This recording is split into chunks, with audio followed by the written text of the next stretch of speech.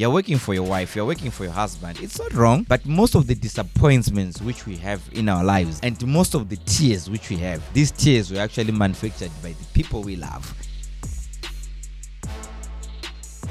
Let us normalize putting our kids in the trust. Let us own the properties through a what? A trust. A trust which you can control as a founder. A trust which you can control as a trustee. You rather put your kid as a beneficiary rather than probably also putting them as a trustee before they actually also mature. Learn to protect yourself. Protect yourself from your loved ones. They are the people who are going to be greedy. These are the people who destroy us, who destroy our wealth, who destroy our properties.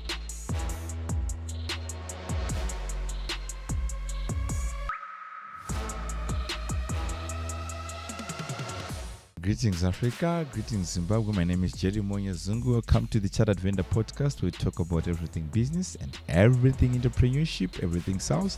So today I've got a story, but before I get into that story, I just want everyone to support us. 69% of the people are not subscribing this podcast. Thank you so much for supporting us on Facebook. We're now at 200,000. I think we're now close to 20,000 on LinkedIn, and on TikTok we're around 57,000. Please support us, kindly share so that most of the people can learn. This is a unique information which we're distributing. It's a life-changing information. And shout out to everyone who is actually listening to this podcast. You notice that I was surprised on Saturday. I think Robert Kiyosaki was in Zimbabwe.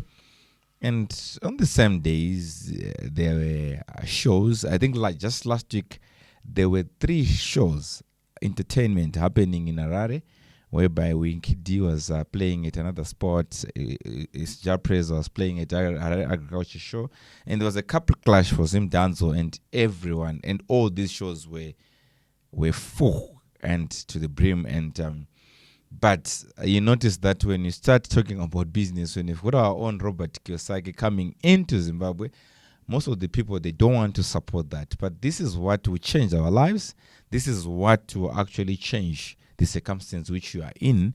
No money matters, no everything. But anyway, today the story which I have, it's I saw something in Herald. Herald is it's a newspaper which is in Zimbabwe. The headline actually says, "Daughter dupes evicts mother from her house." This is a story which actually happened in Bulawayo. And it's a sad story that a mother ended up actually losing her house in Tumbane because the daughter managed to forge some signatures, force her to sell her house. So this story is actually happening. It's not only the only story. The good part is the mother actually managed to get back her house. But imagine if the daughter had actually sold the house as well. So my story is actually emanating from what I wrote in this book, Why African Businesses Die Young. And it's related to what is in Herald newspaper. Because if you notice, most of the times when we have our kids, we think we love our kids. We like protecting our kids. I think even right now, you're actually saying you're working for your kids, which is not wrong. You're working for your wife. You're working for your husband. It's not wrong.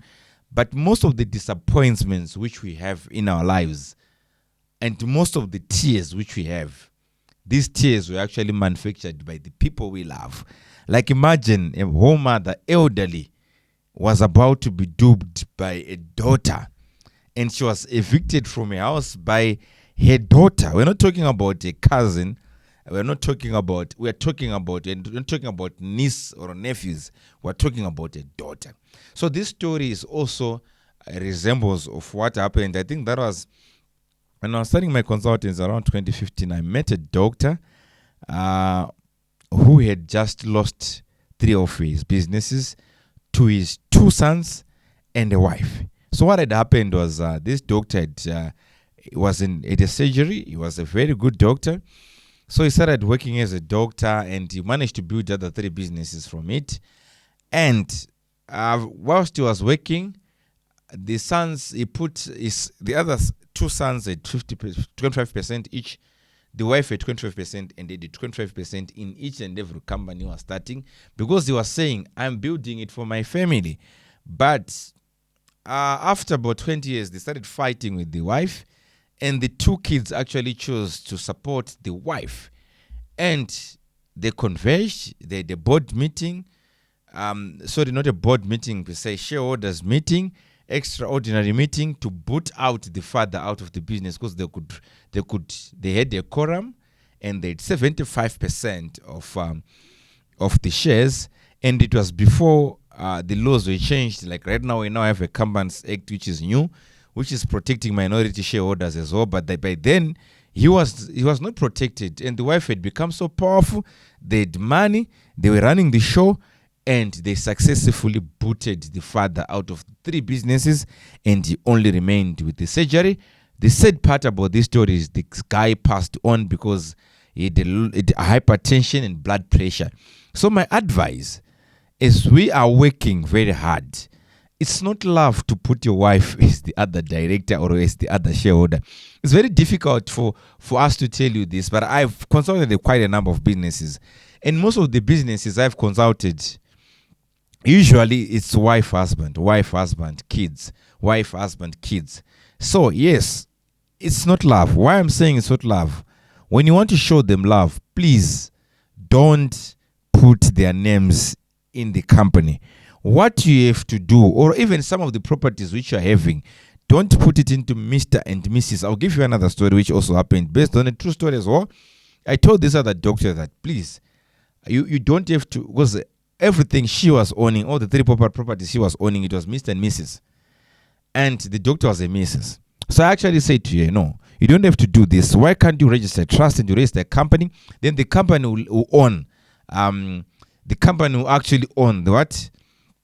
The houses. But unfortunately, what she did, she failed to abide by what I had said, and she ended up just saving Mr. and Mrs. And unfortunately, during COVID time, her husband passed on, and it was a tricky situation because all her bank accounts were in Mr. and Mrs. and all her assets were in Mr. and Mrs.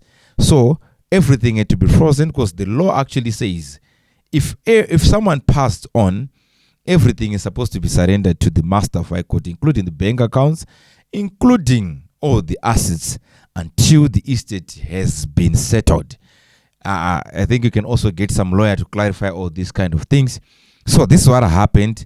And she went for about 6 months, even begging for money to buy bread because she couldn't access her salary. She couldn't access her resources. The chartered vendor. Chartered, it simply means the experience which I got from the workplace and through formal education. Vendor, it simply means that I was once a vendor selling sweets, selling bananas on the streets. Combined, it makes the chartered vendor. Many people complain. They think that you need monetary capital to start a business. Contrary to that, I only started my business with only a laptop. If you want to know more about my story, grab your copy today. Baba said I should take over the company. I was running things with him all this while we were studying abroad. But I'm also his child and I helped find right the new branch in Gweru. I deserve my share. Deserve? There is no will that said that you get any management rights. And there is no trust structure, just whispers and promises. Now what? Say, you've built a great company. If something happens to you, do you want your children fighting over it? Well, they know I love them equally. They will figure it out. Love isn't a plan, Baba Mavunga. A family trust is. We are tearing each other apart, and the workers are caught up in the middle. If only Baba had set up a trust. Clear roles, clear shares, no guessing. Family businesses are meant to build legacies, not fuel wars. A family trust can protect the company, define inheritance and management rights, prevent costly court battles, preserve unity after death. Don't wait until it's too late. Create a family trust. M&J, building timeless businesses.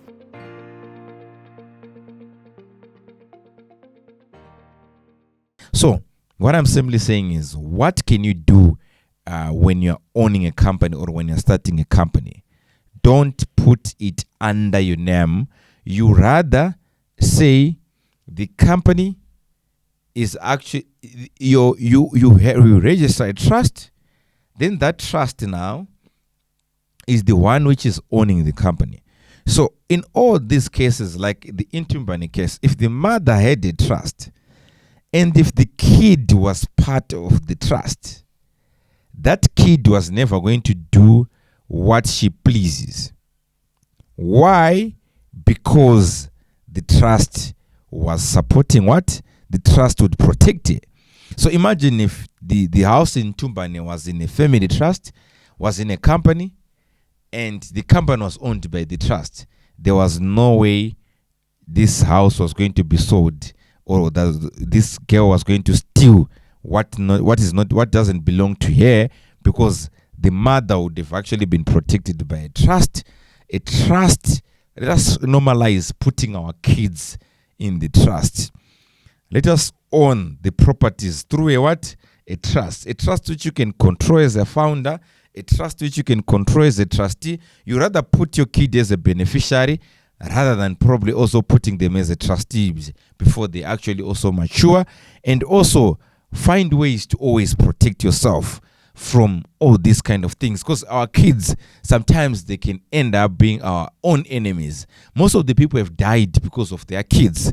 They've died because of stress, which was caused by their kids. So I encourage every businessman, I encourage people who have assets to start having trust. If you also want to consult on this, feel free. We can get deeper into this kind of issues.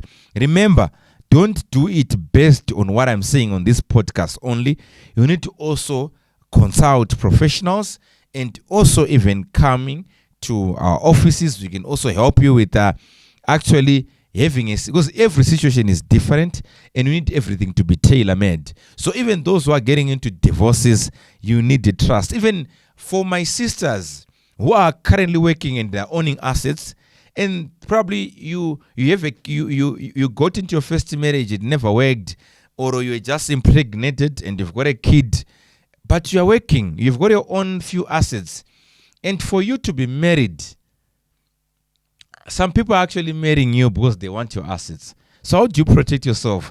Have a trust for you and your kids so that you protect yourself.